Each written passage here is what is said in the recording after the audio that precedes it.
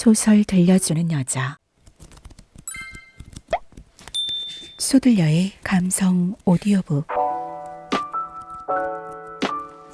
안녕하세요. 소설 들려주는 여자 소들려입니다. 아름다운 시골 풍경을 배경으로 사랑에 빠졌던 6, 7년 전의 기억을 회상하는 어느 화가의 이야기입니다. 평범한 일상 속의 일들을 간결하고 명료하게 묘사하면서도 인간 내면의 미묘한 움직임을 날카롭게 통찰하고 있습니다. 덤덤해서 더욱 슬프게 다가오는 이야기. 1896년작 안톤 체호프의 다락방에 있는 집 들려드립니다. 1장 그녀와의 만남. 6, 7년 전 내가 티언에 있는 어떤 지방의 베르클로프라는 젊은 지주의 집에 살고 있을 때 일이다. 그 지주는 일찍 일어나는 습관이 있었고 언제나 소매 없는 외투를 입고 다녔다. 저녁마다 맥주를 마시며 아무도 자기에게 공감하지 않는다고 내게 끊임없이 불평하곤 했다. 그는 정원에 딸린 별채에 살았고 나는 둥근 기둥 몇 개가 서 있는 낡은 본체의 큰 방에 살았다. 그 넓은 방에는 침대로 사용하던 넓은 소파와 카드패를 늘어놓는 테이블 외에는 가구라곤 아무것도 없었다. 화창한 날씨에도 낡은 나무스식 난로에서 웅웅 소리가 났고 비가 오거나 폭풍이라도 칠 때는 온 집안이 흔들리고 산산조각이 날 것 같았다. 특히 한밤중에 10개도 넘는 커다란 창문에 번갯불이 비칠 때면 무서울 지경이었다. 아무 일도 하지 않고 지내는 게 습관처럼 되어서 나는 아무 일도 하지 않았다. 몇 시간 동안 창문에서 하늘이나 새, 가로수길을 바라보고 있거나 배달된 우편물을 모두 읽고 잠만 잘 뿐이었다. 가끔 집을 나와 저녁 늦게까지 산책할 때도 있었다. 어느 날 집으로 돌아오던 길에 실수로 어떤 낯선 집에 들어가고 말았다. 해는 이미 저물어가고 꽃핀 호밀밭 위로는 석양의 그림자가 길게 비치고 있었다. 키가 큰 늙은 전나무들이 벽처럼 좌우로 줄지어 늘어서서 어두운 가로수길을 아름답게 장식하고 있었다. 나는 가볍게 울타리를 넘어 2인치나 쌓여있는 전나무 잎에 미끄러지면서 그 가로수길을 따라 걸어갔다. 주위는 고요하고 어두웠다. 다만 높다란 나뭇가지 저편에서 눈부신 황금빛 햇살이 비쳐 거미들의 거미줄을 무지갯빛으로 물들이고 있었다. 침엽수 향기가 숨막힐 정도로 강한 내음을 풍기고 있었다. 마침내 나는 보리수가 늘어선 가로수길로 접어들었다. 그곳도 황폐해 있었다. 작년에 떨어져 쌓인 낙엽이 발밑에서 바스락거리고 황혼의 어두운 그림자가 나무 사이로 깃들어 있었다.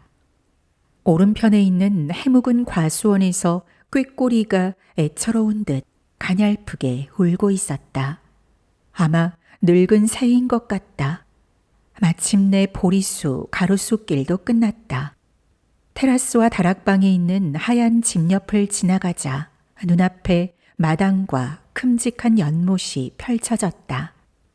연못에는 수영장으로 꾸민 울타리가 있었고 녹음 짙은 버드나무가 보였으며 저편 언덕은 마을로 이어져 있었다.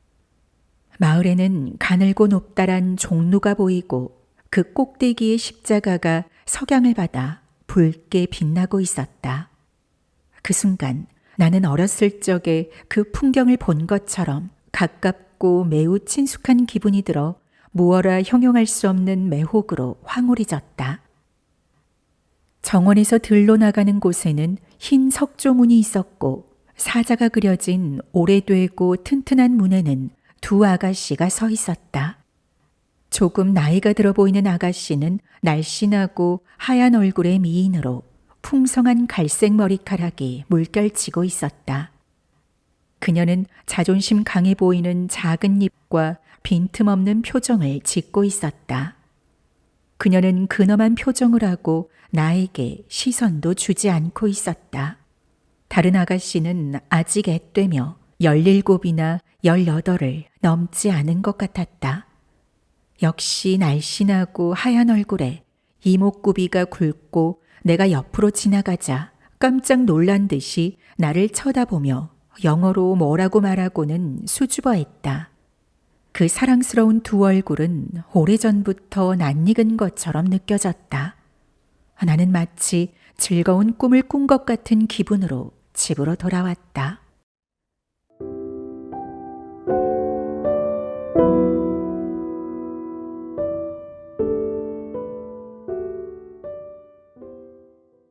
그 후 얼마 지나지 않은 어느 날 정오쯤에 나와 베르클로프가 집 근처를 산책하고 있을 때 뜻밖의 마차 한 대가 풀밭을 가볍게 헤치며 정원으로 들어왔다. 그 안에는 예전에 봤던 아가씨가 타고 있었다. 나이 들어 보이던 아가씨였다. 그녀는 집이 불타버린 몇몇 마을 사람들을 위해 기부금을 요청하러 왔다고 했다. 그녀는 우리 얼굴을 쳐다보지도 않고 아주 간곡하고 상세히 말하면서 샤노보 마을에서 몇 채의 집이 불탔고 몇 사람의 남녀와 아이들이 피해를 입었는지, 그리고 자기도 현재 회원으로 있는 구호위원회가 당면한 문제를 어떻게 대처할 것인가 하는 것들을 이야기했다. 우리에게 서명을 받고는 장부를 집어넣으며 곧바로 작별 인사를 했다. 우리를 완전히 잊어버리셨군요, 표트르 페트로비치. 그녀가 베르클로프에게 악수를 나누며 말했다. 꼭 와주세요, 무슈엔. 그녀가 내 이름을 알고 있었다. 당신 재능을 인정하는 사람이 어떻게 사는지 보고 싶다면 꼭 오세요. 어머니와 저도 기뻐할 거예요. 내가 인사를 했다. 그녀가 돌아가자 표트르 페트로비치가 이야기를 시작했다. 그의 말에 의하면 그녀는 명문가정 출신으로 이름은 리자 볼차니노바이며 어머니와 여동생과 그녀 이렇게 세 식구가 살고, 영지는 연못 건너편에 있는 마을 이름과 같은 셀코프카라고 부른다는 것이다. 그녀의 아버지는 한때 모스크바에서 중요한 직책을 맡았고 사망할 당시에는 3등관이었다. 상당한 재산이 있는데도 그들은 여름이나 겨울이나 마을에 틀어박힌 채 조용하게 살고 있으며, 리자는 셀코프카 마을의 초등학교 여교사로 25루블의 월급을 받고 있다는 것이다. 그녀는 그 돈으로 생활하는 걸 자랑으로 여기고 있었다. 재미있는 집안이야. 베르클로프가 말했다. 언제 한번 가보시오. 당신이 가면 틀림없이 기뻐할 거요. 어느 날 오후 휴일에 우리는 볼차니노바 집안을 떠올리고 셀코프카로 갔다. 어머니와 두 딸 모두 집에 있었다. 어머니 예카체리나 파블로브나는 예전에는 제법 미인이었을 것 같았지만 지금은 뚱뚱하고 천식 환자였고 우울하고 서글픈 모습을 하고 있었다. 그녀는 그림 이야기를 하며 나를 즐겁게 해주려고 애썼다. 내가 셀코프카를 방문할지도 모른다는 딸의 말을 들은 그녀는 언젠가 모스크바의 전시회에서 본 내 풍경화 두세 점을 급히 떠올렸고 그 그림에서 무엇을 표현하려고 했는지 물었다. 리자는 나보다 베르클로프와 더 많은 얘기를 했다. 그녀는 진지한 얼굴로 어째서 의회에 나오지 않는지, 왜 지금까지 한 번도 참석하지 않았는지 물었다. 좋지 않아요, 표트르 페트로비치. 나쁘군요. 부끄럽지 않으세요? 그녀는 나무라듯 말했다. 정말이야, 리다. 정말 그래.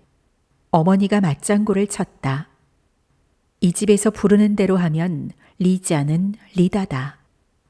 옳지 않아요. 우리 군은 완전히 발락인의 소나귀에 들어가 있어요. 리다는 나를 돌아보면서 말을 이었다. 그 사람은 참사회 의장인데 군의 모든 직책을 자기 조카나 사위한테 나누어주고 제멋대로 하고 있어요. 싸울 필요가 있어요. 젊은이들이 강력한 당을 만들어야 하는데 이곳 젊은이들은 모두 이 모양이니 부끄러운 일이에요. 표트르 페트로비치. 동생 제니아는 의회 이야기를 하는 동안 침묵을 지키고 있었다. 그녀는 진지한 대화에는 참견하지 않았으며 집에서는 아직 어른 대우를 못 받아 어린아이처럼 미슈스라는 별명으로 불리고 있었다. 그건 그녀가 어릴 때 여자 가정교사를 미슈스라고 불렀기 때문이다. 그녀는 항상 흥미있는 듯이 나를 바라보고 내가 앨범을 들여다보자 이분은 삼촌이에요. 이분은 말이죠. 하며 설명했다. 그럴 때마다 어린아이처럼 어깨를 부딪혀오고 아직 성숙하지 않은 가슴과 가냘픈 어깨, 솜털이 가시지 않은 머리, 벨트로 꼭 졸라맨 가냘픈 몸매가 가까이 보였다.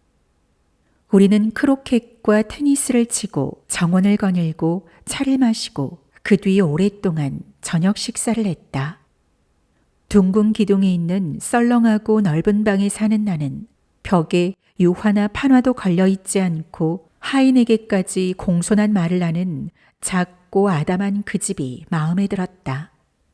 아마 리다와 미슈스가 있는 덕분이겠지만 어딘가 젊고 깨끗하고 모든 것이 세련되고 숨결이 있는 듯 느껴졌다. 저녁 식사 때 리다는 또 의회와 발락인과 학교 도서관에 대해 베르클로프와 대화를 나누었다. 그녀는 활기차고 신념에 찬 아가씨였고 그녀 얘기를 듣는 건 흥미로웠다. 하지만 말이 많고 목소리가 큰 것이 흠이었는데 그건 아마 학교에서 말하던 버릇 때문일 것이다. 반면에 표트르 페트로비치는 모든 걸 논쟁으로 이끄는 학생 시절의 버릇이 남아있어서 얘기가 길고 지루하고 장황하며 더구나 머리 좋은 진보적인 사람으로 보이려는 의도가 있었다. 크게 몸짓을 하며 말하다가 그만 옷소매로 소스병을 건드려 테이블보 위에 커다란 얼룩이 생겼지만 나 말고는 아무도 신경 쓰지 않았다.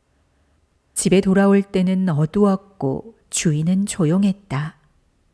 예의가 있다는 건 테이블보 위에 소스를 흘리지 않는 것이 아니라 다른 사람이 그렇게 하더라도 모르는 척 하는 거요.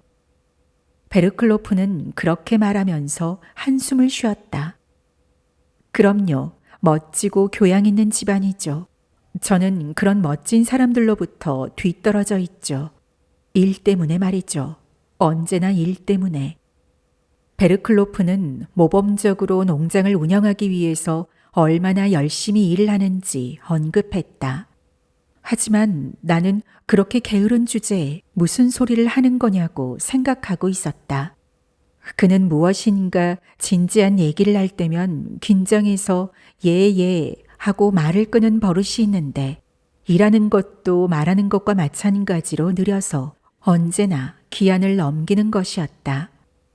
언젠가 내가 편지를 붙여달라고 부탁한 적이 있는데 그는 몇 주 동안이나 주머니에 넣고 다녔다.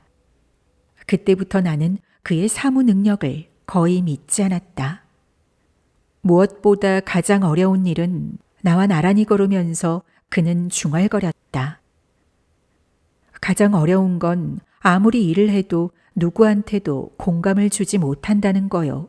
전혀 공감을 얻지 못한다니까요.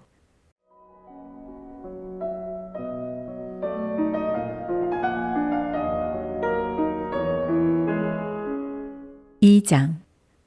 그녀가 사는 집. 나는 볼차니노바 집을 자주 방문하게 되었다. 거기서 나는 테라스 아래 계단에 걸터 앉아 있곤 했다.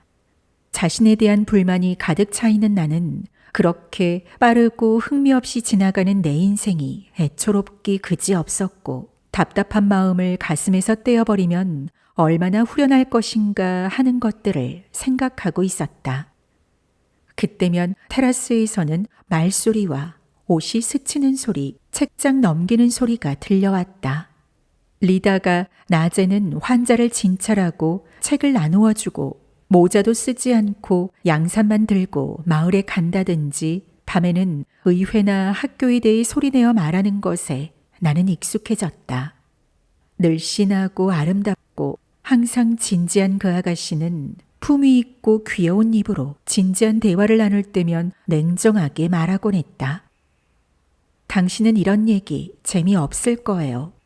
그녀는 나를 좋아하지 않았다.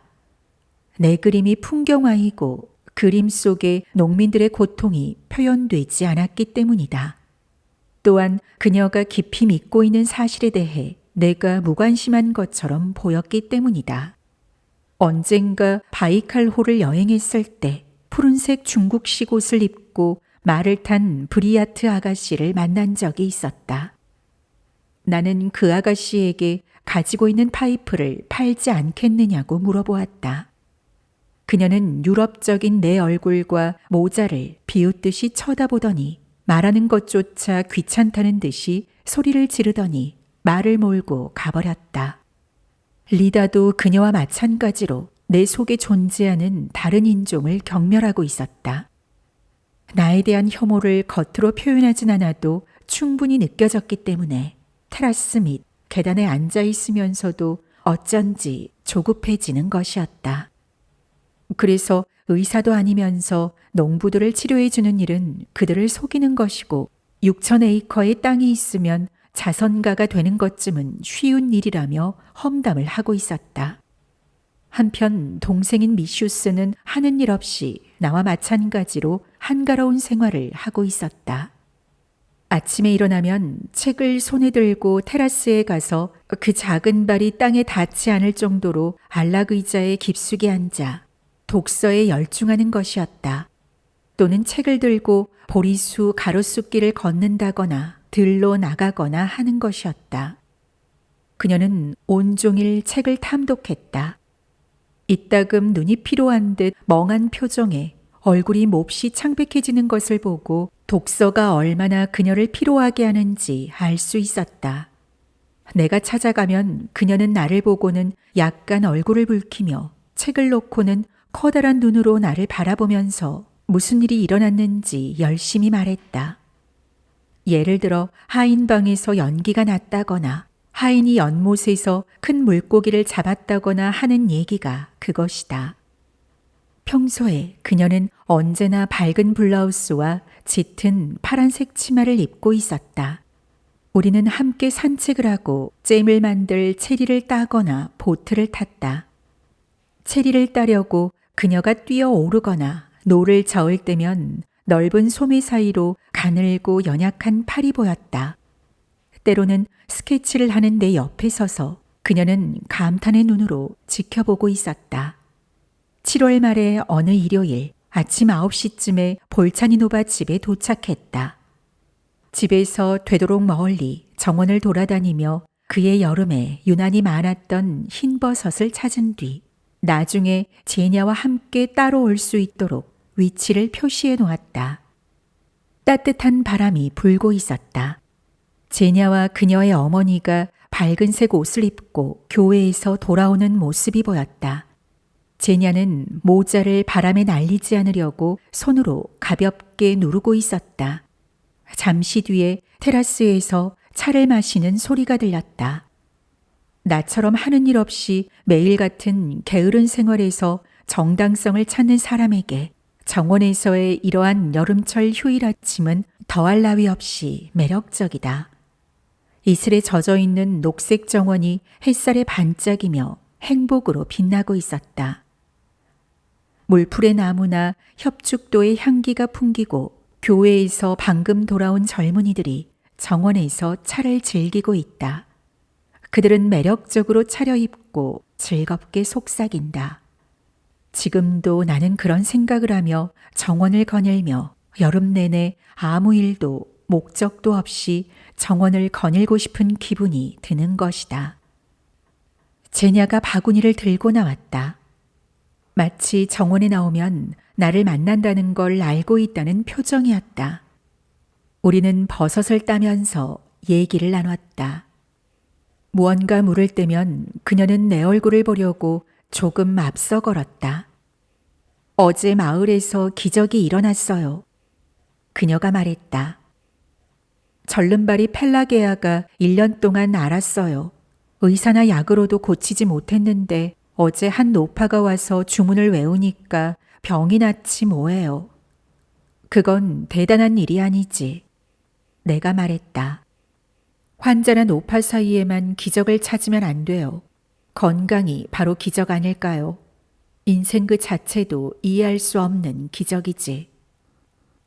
그럼 당신은 이해할 수 없는 일이 두렵지 않으세요? 글쎄, 나는 이해할 수 없는 현상에 대담하게 접근해서 절대 굴복하지 않죠. 내가 그것들보다 위에 있으니까요. 사람은 자신을 사자나 호랑이나 별이나 자연계의 모든 것보다 뛰어나다고 인정해야 하는 거예요. 이해할 수 없고 기적이라고 생각되는 것보다 위에 있다고 의식하지 않으면 사람이 아니죠. 모든 걸 겁내는 쥐와 마찬가지니까. 제냐는 내가 예술가로서 대단히 많은 것을 알고 있고 알지 못하는 것도 정확히 예측한다고 믿고 있었다. 그녀는 나에게 이끌려 아름답고 죽지 않는 세계로 인도받고 싶다고 생각하는 모양이었다. 그녀는 나와 만날 때는 하나님이나 영원한 생명과 기적의 말씀을 해주었다. 나도 죽은 뒤에 나 자신과 상상력이 영원히 사라져버린다고는 생각하기 싫었기 때문에 그럼요, 사람은 불멸이죠. 하거나 그래요, 영원한 생명이 우리를 기다리고 있어요. 라고 대답해 주었다.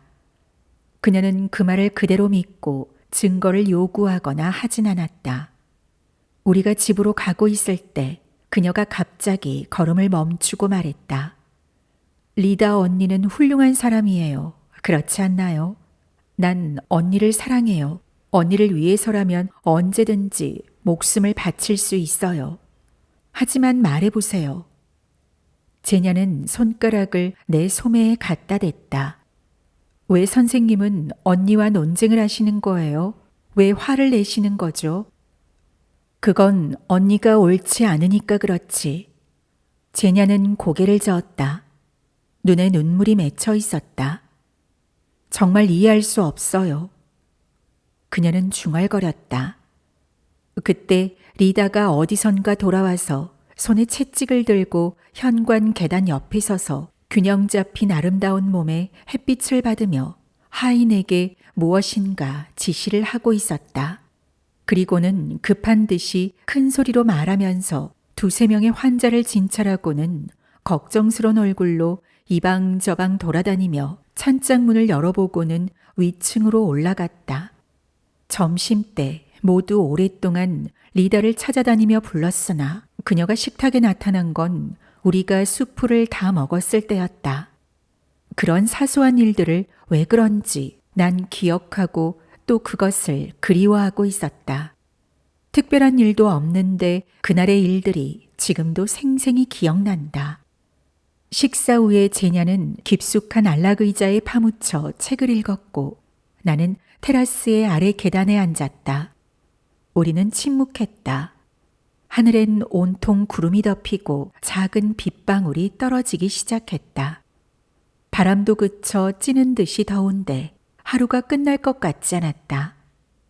에카테리나 파블로브나는 졸린 표정으로 부채를 들고 테라스로 나왔다. 아, 엄마, 낮잠은 몸에 좋지 않아요. 제냐는 어머니 손에 키스하면서 말했다. 모녀는 서로 사랑하고 있었다. 한 사람이 정원에 나가거나 다른 사람이 테라스에서 나무를 바라보며 또는 엄마 어디 계세요? 라고 서로 부르는 것이었다. 신앙이 같은 두 사람은 함께 기도했으며 가만히 있을 때도 서로를 잘 이해하고 있었다. 그리고 사람을 대하는 태도도 같았다. 예카체리나 파블로브나도 곧 나와 익숙해지고 친해져서 내가 2, 3일 나타나지 않으면 사람을 보내 안부를 묻는 것이었다. 그녀는 내 스케치를 감탄의 눈으로 지켜보고 미슈스와 똑같이 수다스럽게 많은 얘기를 하고 때로는 가정의 비밀을 털어놓았다. 어머니는 큰딸을 깊이 존경하고 있었다. 리다는 결코 어머니에게 아양을 떨지 않았으며 언제나 진지한 말밖에 하지 않았다. 큰딸은 자기만의 독특한 삶을 살았기 때문에 어머니나 동생에게 마치 선실 속에 있는 제독과 같은 그런 분위기의 수수께끼 같은 존재였다. 우리 리다는 훌륭한 사람이에요. 그렇게 생각하지 않으세요? 어머니는 종종 그렇게 말하곤 했다. 보슬비가 내리고 있는 지금도 우리는 리다에 대해 말하고 있었다. 그 아이는 훌륭해요. 그녀는 그렇게 말하고 겁먹은 듯이 주위를 살피며 음모를 꾸미는 사람 같은 말투로 살짝 덧붙였다. 아마 그런 애는 찾아도 찾지 못할 거예요. 하지만 걱정이에요. 학교나 약국, 책자도 중요하지만 왜 그렇게 극단적으로 하는지 모르겠어요. 그 아이도 이제 24살인데 이대로 가다간 책자나 약국에 열을 올리고 있으면 인생이 지나가 버리는 것을 깨닫지도 못하고 말 거예요. 이제 결혼도 해야 할 텐데. 독서에 열중해서 얼굴이 창백해지고 머리카락이 흐트러진 제냐가 고개를 들고 어머니를 바라보면서 혼잣말처럼 중얼거렸다. 엄마, 모든 게 하나님의 뜻이에요. 그리고는 다시 독서에 열중했다. 베르클로프가 소매 없는 외투에 수놓은 셔츠를 입고 왔다. 우리는 크로켓과 테니스를 즐기고 어두워져서야 오랫동안 저녁을 먹으며 학교에 대해 그리고 리다는 군 전체를 소나귀에 넣은 발락인에 대해 말했다. 그날 밤 볼차니노바 집을 떠나면서 나는 하는 일 없이 보낸 긴 하루의 일상과 아무리 길다고 해도 세상 일은 언젠가는 끝난다는 것을 우울하게도 의식하고 있었다. 제냐가 우리를 문까지 배웅해 주었다. 아마 하루 종일 나와 함께 지냈던 탓인지 그녀가 없으면 쓸쓸할 것 같아 이 사랑스러운 가족들이 가깝고 소중하게 느껴졌다. 그리고 여름 동안 처음으로 그림을 그려보고 싶다는 생각이 들었다. 왜 그렇게 검소하고 재미없는 생활을 하시죠? 집으로 돌아오면서 내가 베르클로프에게 물었다. 저는 사는 게 지루하고 쓸쓸하고 단조로운 예술가인데다가 어릴 때부터 질투와 자기 불만과 일에 대한 불신으로 고통당하며 떠도는 가난한 신세지만 당신은 건강하고 정상적이고 지주이며 귀족 아닌가요? 왜 이렇게 재미없는 생활을 하고 있죠? 어째서 인생의 즐거움을 얻으려고 하지 않는 거죠? 이를테면 리다나 제냐 같은 아가씨하고 사랑을 하지 않는 건가요? 내가 다른 여자를 사랑하고 있다는 사실을 당신이 잊고 있는 탓이죠. 베르클로프가 대답했다. 그가 말하는 여자는 현재 별채에서 동거하는 류보피 이바노브나라는 여자였다. 나는 먹이를 잘 먹어 살찐 거위처럼 매우 뚱뚱하고 무뚝뚝한 그 여자가 구슬로 장식한 러시아 옷을 입고 항상 양산을 들고 정원을 거니는 모습을 보거나 하녀가 식사요, 차요 하고 부르는 소리를 매일 듣곤 했다. 3년 전에 별채의 방을 별장으로 빌린 이후 베르클로프의 집에 정착했다. 그녀는 그보다 10살쯤 나이가 많았는데 집에서 나오는데도 허락을 받아야 할 정도로 그를 엄하게 다루고 있었다. 그녀는 종종 남자와 같은 목소리로 울곤 했는데 그럴 때면 내가 사람을 보내 울음을 그치지 않으면 당장 나가버리겠다고 말하면 그치는 것이었다. 우리가 집에 도착하자 베르클로프가 소파에 앉아 심각한 얼굴로 생각에 잠겨 있었다. 나는 마치 사랑에 빠진 사람처럼 가벼운 흥분을 느끼면서 방 안을 서성댔다. 볼차니노바 집안에 대해 말하고 싶어서 견딜 수가 없었다. 리다가 좋아할 사람은 자신만큼 병원이나 학교에 열중하는 의회원 뿐이겠죠. 내가 말했다. 오, 저런, 그런 여자를 위해서라면 의원이 되는 것뿐만 아니라 동화에 나오는 쇠 구두를 신고 다녀도 괜찮을 것 같은데. 그런데 미슈스는 정말 매력 있지 않소. 그 미슈스라는 아이는 말이죠. 베르클로프는 에에 소리를 섞어가며 말끝을 늘어뜨리면서 시대의 비관론에 대해 장황하게 늘어놓기 시작했다. 마치 나와 논쟁이라도 하는 듯이 자신 있는 말투였다. 수백 마일이나 되는 황량하고 단조로운 벌판도 이처럼 언제까지나 돌아갈 줄 모르고 짓거려대는 우울과는 비교가 되지 않을 겁니다. 문제는 비관론이나 낙관론에 있는 게 아닙니다. 내가 신경질적으로 말했다. 100명 중 99명이 이치에 맞지 않는다는 것이 문제요.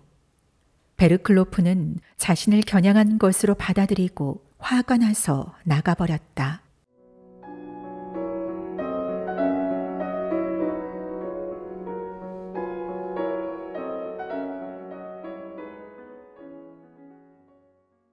(3장) 리다와의 논쟁. 말로조모보 마을에 공작이 오셔서 어머니 안부도 묻더군요. 어딘가에 갔다 온 리다가 장갑을 벗으면서 어머니에게 말했다. 흥미있는 얘기를 하셨어요. 말로조모보에 진료소를 설치하는 문제를 지방회에 제안하겠다고 약속해 주셨어요. 하지만 가능성이 희박하다는 거예요. 그리고는 나에게 시선을 돌리며 리다가 말했다. 미안합니다. 당신에게는 별로 흥미가 없으실 테죠. 난 은근히 화가 났다. 왜 재미가 없겠어요? 나는 그렇게 물으며 어깨를 으쓱했다. 내 의견을 듣고 싶지 않겠지만 분명히 말해서 대단한 관심을 갖고 있죠. 그런가요? 그렇지요. 내 생각으로는 말로조모보에 진료소를 세울 필요가 전혀 없다고 봅니다. 내 짜증이 전해졌는지 리다는 눈을 가늘게 뜨고 나를 쳐다보며 물었다. 그럼 뭐가 필요할까요? 풍경화? 풍경화도 필요 없소. 거기에는 아무것도 필요한 게 없어요. 리다는 장갑을 벗고 조금 전 배달된 신문을 펼쳤다. 잠시 후 감정을 억제하면서 조용히 말했다. 지난주에 안나가 난산으로 죽었는데 만약에 근처에 진료소만 있었으면 살 수 있었을 거예요. 풍경화를 그리는 사람들도 이런 일에 대해서는 얼마쯤 관심을 가졌으면 좋겠어요. 그 문제에 대해서는 나에게도 확실한 신념이 있어요. 정말입니다. 그러나 리다는 듣기 싫다는 듯이 신문으로 얼굴을 가렸다. 내 생각에는 진료소나 학교, 도서관이나 약국은 현재 상황에서 노예화에 도움을 줄 뿐이죠. 농민들은 굵은 쇠사슬로 꽁꽁 묶여 있는데도 그 쇠사슬을 끊어주려고 하지 않고 오히려 쇠사슬로 더 묶으려는 데 지나지 않는다는 말입니다. 이것이 내 생각이요. 리다는 눈을 들어 나를 바라보며 조롱하듯 비웃었지만 나는 내 근본 사상을 피력하려고 노력하면서 말을 계속했다. 중요한 건 안나가 출산하다 죽었다는 게 아니라 마브라스, 펠라게아, 그들 모두 아침 일찍부터 밤늦게까지 일하다가 쓰러지고 평생 굶주린 아이들을 위해 살다가 죽음과 질병에 떨면서 일찍 늙고 불결과 악취 속에서 죽어간다는 겁니다. 그들의 자녀도 자라면서 똑같은 일을 되풀이하죠. 그래서 수백 년이 지나도 몇십억이라는 사람이 단 한 조각의 빵을 위해 끊임없는 공포에 떨면서 동물보다 못한 삶을 살아갑니다. 그들에게 가장 무서운 게 뭔지 압니까? 영혼에 관해 생각할 여유가 없다는 것. 자기가 신의 모습과 같이 창조되었다는 걸 생각할 여유가 없다는 겁니다. 굶주림과 추위와 동물적인 공포, 마치 눈사태처럼 정신적 활동을 막는다는 겁니다. 바로 인간을 동물과 구별하고 삶을 가치 있게 느끼게 하는 유일한 길을 막아버리는 겁니다. 당신은 병원이나 학교를 세워 그들을 돕겠다고 나섰지만 그런 방법으론 그들을 구속해서 해방하지 못할 뿐만 아니라 오히려 그들을 더 속박하는 일이 됩니다. 그들의 생활에 또 다른 편견을 불어넣음으로써 그들의 요구를 더 늘려주는 셈이죠. 게다가 그들은 약값이나 책자 비용을 의회에 내야 하고 그렇게 되면 더 많은 일을 해야 한다는 사실은 새삼 말하지 않아도 되겠지요. 당신과 논쟁하고 싶지 않아요. 신문을 내려놓으며 리다가 말했다. 그런 얘기는 전에도 들은 적이 있어요. 한 가지 말씀드릴 건 팔짱을 끼고 그냥 앉아 있을 수는 없다는 겁니다. 우리는 인류 전체를 구할 순 없어요. 물론 잘못도 많겠지만 할 수 있는 건 하는 것이 옳아요. 사람이 해야 할 가장 거룩하고 신성한 일은 이웃을 섬기는 일이므로 우리도 가능한 한 봉사하려고 노력해야 합니다. 당신은 그걸 좋아하지 않지만 모든 사람을 기쁘게 할 수는 없는 일이에요. 정말 그래 리다. 그건 사실이야. 그녀의 어머니가 말했다. 리다가 있는 자리에서 그녀는 언제나 소심했고 말을 하는 동안에도 무언가 잘못된 말을 하지는 않았을까 초조하게 그녀를 바라보았다. 그녀는 딸에게 반박한 적이 한 번도 없었으며 어떤 경우에도 그래 리다, 그건 정말이야 하고 맞장구를 치는 것이었다. 농민에게 글을 가르치고 형편없는 교훈이나 속담을 쓴 책이나 진료소 같은 건 문맹이나 사망률을 줄일 수 없습니다. 마치 이 집의 창문에서 흘러나가는 빛이 넓은 정원 전체를 비추지 못하는 것과 마찬가지죠. 하고 내가 말했다. 당신은 무엇 하나 도움을 주고 있지 않아요. 그 사람들의 삶에 개입함으로써 새로운 욕구와 노동의 필요성을 더 만들어내고 있을 뿐이에요. 하지만 무엇이든지 해야만 하잖아요. 리다가 화가 나서 말했다. 그녀의 말투에서 내 주장이 시시하다고 생각하고 경멸하고 있다는 것을 느낄 수 있었다. 필요한 건 고된 육체 노동에서 인간을 해방하는 일입니다.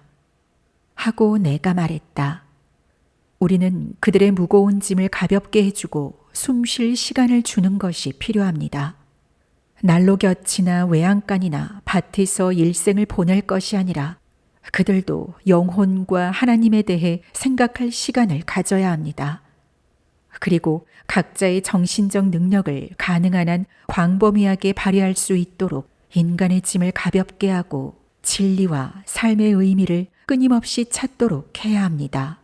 거친 동물적 노동을 그들에게 불필요한 것으로 만들고 그들이 자유를 느끼도록 해보세요.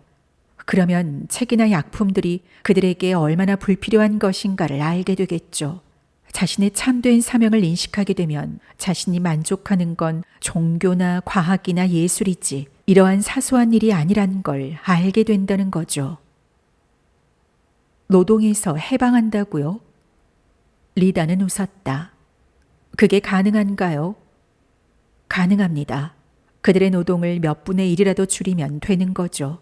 만약 도시나 농촌의 주민이 육체적 노동을 하기 위해 소비하는 노동력을 서로 균등히 나눈다면 말이죠.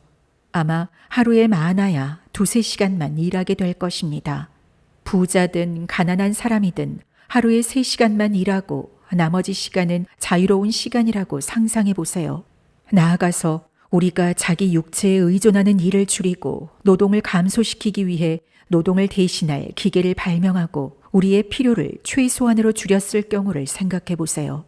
그리고 자신을 단련하고 아이들도 굶주림이나 추위를 겁내지 않도록 단련시키면 안나와 마블라와 필라게아처럼 건강을 염려하고 겁을 내지 않아도 되는 겁니다. 우리가 의사의 신세를 지지 않고 약국이나 담배 공장이나 주정 공장이 필요 없다면 결국에는 엄청난 자유의 시간이 우리에게 돌아오겠죠.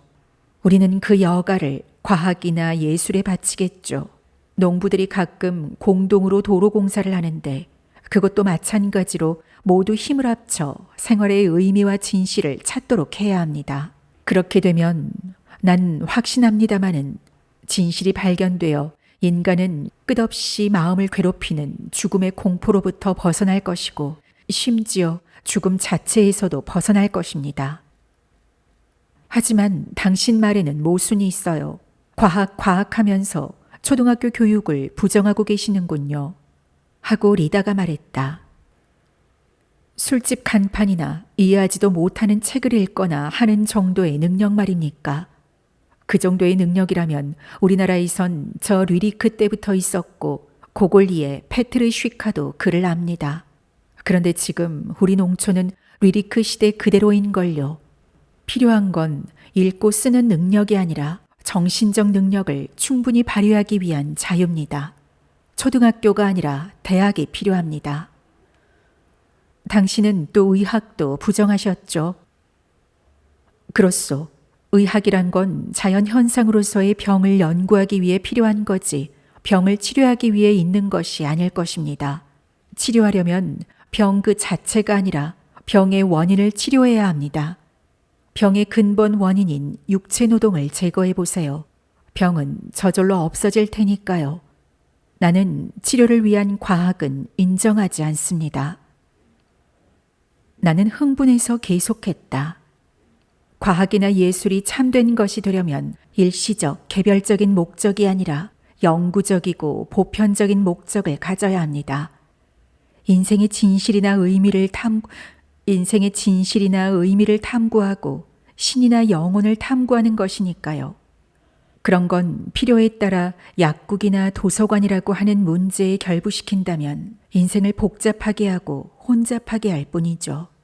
우리나라에는 의사나 약제사나 법률가가 많이 있고 그를 아는 사람도 늘어가고 있지만 생물학자나 수학자나 철학자나 시인은 전혀 없어요. 지성의 모든 것, 정신적 에너지의 모든 것이 일시적이고 순간적인 필요를 위해 허비되고 만 것이죠. 학자나 작가나 예술가는 일이 바쁘고 그들 덕택에 생활은 편해지고 육체의 요구가 증대되는 한편 사람은 여전히 잔인하고 불결한 동물의 영역에서 벗어나지 못하며 모든 인류의 대다수는 퇴화하여 영원히 생활 능력을 상실하고 있으니까요. 이러한 상태에서는 예술가의 생활이란 아무 의미도 없게 되죠. 재능이 있으면 있을수록 그 역할은 기묘하고 불가사의한 것이 되어가게 마련이죠. 잘 생각해보면 예술가는 현재의 제도를 지지하면서 잔인하고 불결한 동물을 즐겁게 해주기 위해 일하고 있다는 결과가 되니까요. 그래서 나는 일을 하기 싫어하는 것이고 앞으로도 하지 않을 겁니다. 아무것도 할 필요가 없어요. 이따위 세상은 지옥에나 떨어지도록 내버려 둬야죠. 미슈스, 저쪽에 가 있어. 내 얘기가 그녀에게 해롭다고 생각했는지 리다가 동생에게 말했다. 제냐는 슬픈 듯이 어머니와 언니를 쳐다보며 나갔다.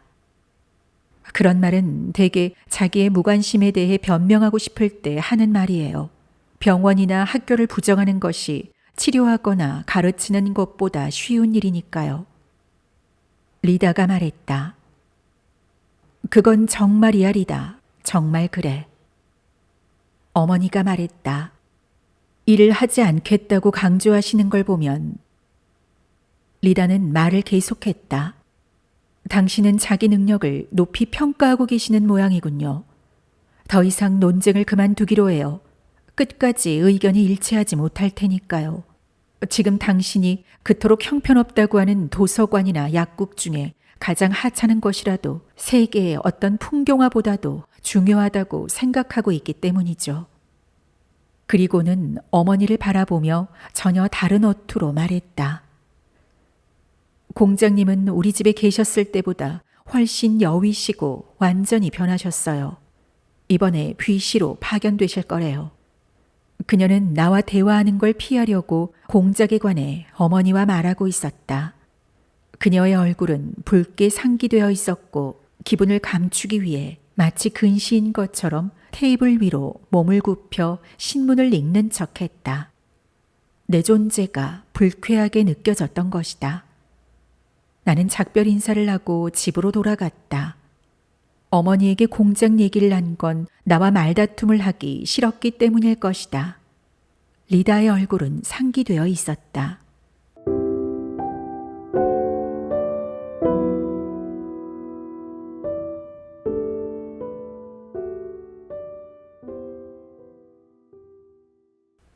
사장. 그녀의 다락방. 밖은 고요했다. 연못 저편 마을은 모두 잠들어 불빛 하나 보이지 않았고 다만 연못에 희미한 별빛이 비치고 있었다. 사자를 조각한 문 옆에서 제냐가 나를 배웅해 주려고 기다리고 있었다. 마을 사람들은 모두 잠들어 있어요. 어둠 속에서 그녀의 얼굴을 확인하면서 말했다. 나를 쳐다보고 있는 슬픈 듯한 눈이 보였다. 술집 주인도 마을 도둑도 모두 잠자고 있는데 우리처럼 기품 있고 똑똑한 사람들이 서로 상대방을 화나게 하는 논쟁을 하고 있었군요. 쓸쓸한 8월의 밤이었다. 이미 가을이 느껴졌기 때문에 오는 쓸쓸함이었다. 보랏빛 구름에 덮인 채 달이 떠올라 길과 길 양쪽에 있는 보리씨를 뿌린 어두운 밭을 희미하게 비추고 있었다. 때때로 별똥별이 떨어지고 있었다. 제냐는 나와 함께 걸으면서 애써 하늘을 보지 않으려고 했다. 별똥이 무서워 그것을 보기 싫다고 했다. 선생님 말씀이 옳다고 생각해요. 만약에 사람들이 모두 함께 정신적인 활동에 전념한다면 어떤 일이라도 할 수 있을 것 같아요. 그녀는 축축한 밤 공기에 몸을 떨면서 말했다. 물론이죠. 우리는 최고의 존재니까. 만약 우리가 인간의 모든 천재성을 인정하고 최고의 목적을 위해서 산다면 우리는 신과 같이 될 수 있을 겁니다. 그러나 그런 일은 절대로 없어요. 인류는 퇴화해서 재능이란 것도 흔적도 없이 사라질 테니까. 문이 보이지 않자 제냐는 멈춰서서 가만히 악수를 청했다. 안녕히 주무세요.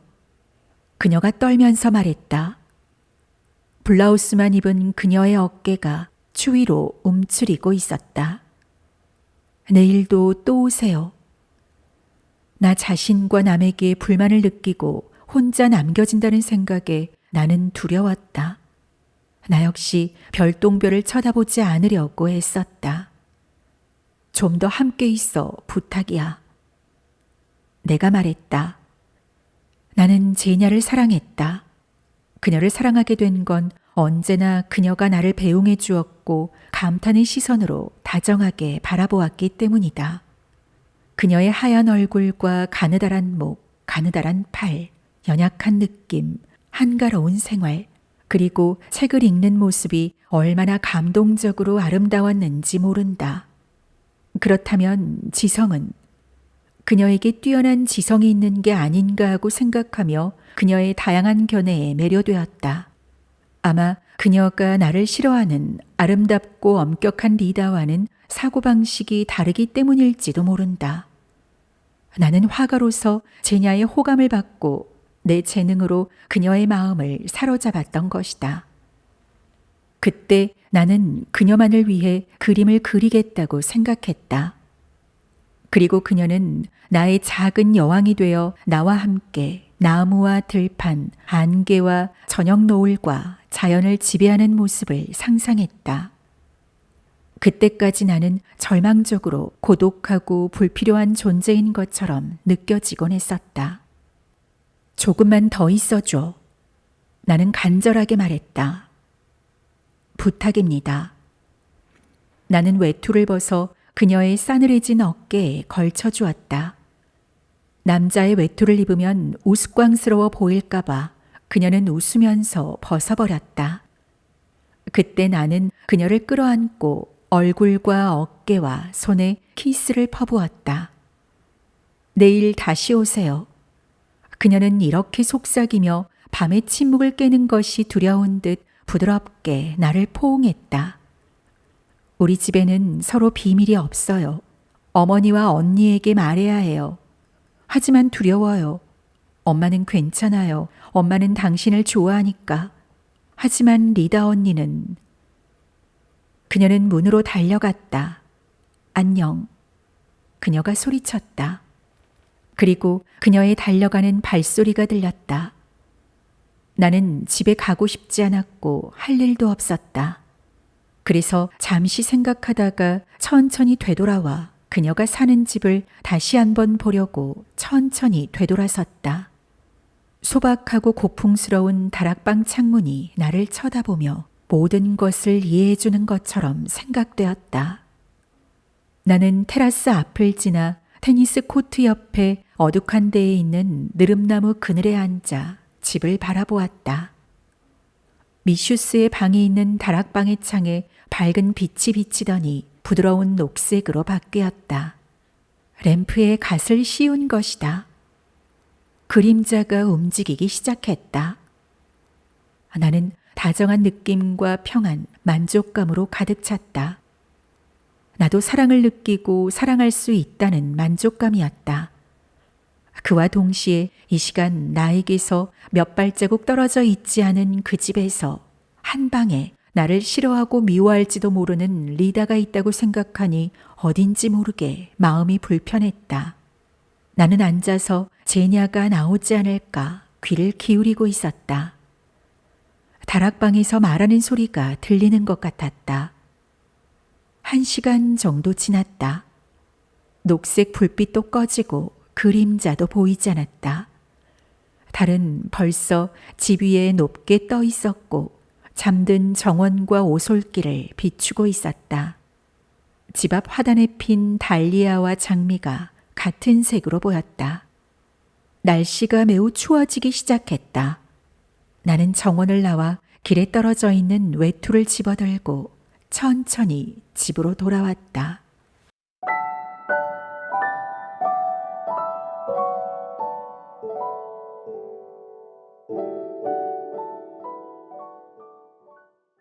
다음 날 점심 식사 후 볼차니노바 집에 가보니 정원을 향한 유리문이 활짝 열려 있었다.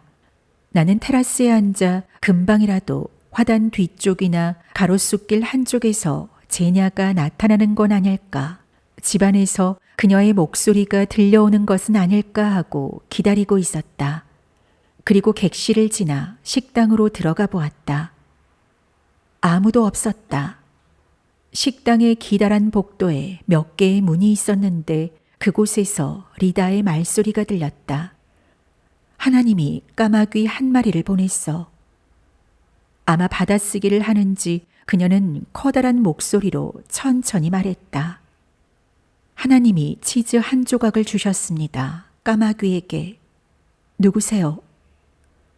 내 발소리를 듣고는 갑자기 소리 질렀다. 나요. 아, 미안합니다. 지금 나갈 수 없어요. 다시아와 공부하는 중이에요. 예카체리나 파블로브나는 정원에 계십니까? 아니요. 오늘 아침 동생을 데리고 펜자연에 있는 이모 댁에 가셨어요. 겨울에는 아마 외국으로 가실 거예요. 잠시 침묵이 흐른 뒤 그녀는 계속했다. 하나님이 까마귀에게 치즈 한 조각을 주셨습니다. 다 썼니? 나는 현관으로 나와 멍하니 연못과 마을을 바라보고 있었다. 소리가 그곳까지 들려왔다. 하나님이 까마귀에게 주셨습니다. 나는 처음 왔을 때 걸었던 그 길을 반대로 걸어 나갔다.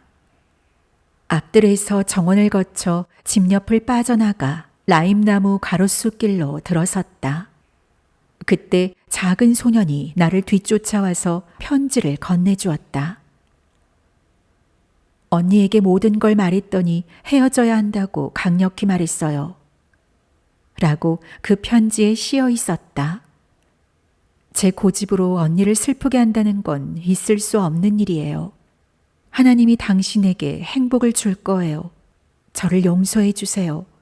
저와 어머니가 얼마나 고통스럽게 울고 있는지 알았으면 좋겠어요. 그리고 어두운 전나무의 가로수길로 접어들었다. 쓰러진 울타리가 보였다. 그때 호밀이 꽃을 피우고 메추라기가 울고 있던 들판에는 암소와 묶인 말이 풀을 뜯고 있었다. 언덕 여기저기에는 겨울보리가 파랗게 물들어 있었다. 하루 종일 술에 취했다가 깨어난 기분으로 볼차니노바 집에서 했던 말들이 부끄러워지고 산다는 것이 전처럼 지루하게 느껴졌다. 집에 들어오자 나는 짐을 싸서 그날 저녁에 페테르부르크로 향했다. 그 이후 나는 볼차니노바 집안 사람들과는 만나지 못했다. 다만 최근 크리미아로 가는 기차에서 베르클로프를 우연히 만난 적이 있다. 그는 여전히 소매 없는 외투에 수놓은 셔츠를 입고 있었다. 내가 어떻게 지내냐고 묻자 그는 이렇게 대답했다. 하나님의 은혜로 건강하지요. 그때 우리는 이런저런 얘기를 나누었다. 그는 자기 땅을 팔아 류보피 이바노브나의 이름으로 작은 땅을 샀다고 했다. 볼차니노바 집안 소식도 약간 전해주었다. 그의 말에 의하면 리다는 여전히 셀코프카 마을에 살면서 학교에서 아이들을 가르치고 있다고 했다. 그리고 그녀 의견에 동조하는 사람들로 서서히 단체를 만들어 강력한 조직을 결성해 지난번 의회 선거에서 그때까지 군 전체를 소나귀에 쥐고 있던 발락인을 내몰았다고 한다. 제냐에 대해서는 집에서는 살지 않고 어디에 있는지도 모른다는 것 뿐이었다. 나는 다락방에 있는 집을 잊기 시작했다.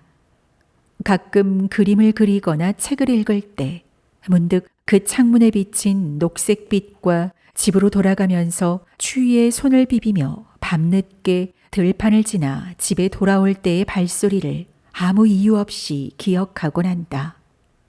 그리고 드문 일이지만 고독에 빠져 슬프고 우울할 때 어렴풋이 추억에 잠겨 있노라면 그녀도 나를 생각하고 나를 기다리며 우리가 다시 만날 거라는 생각이 들기도 한다. 미슈스, 그대는 어디에 있는가?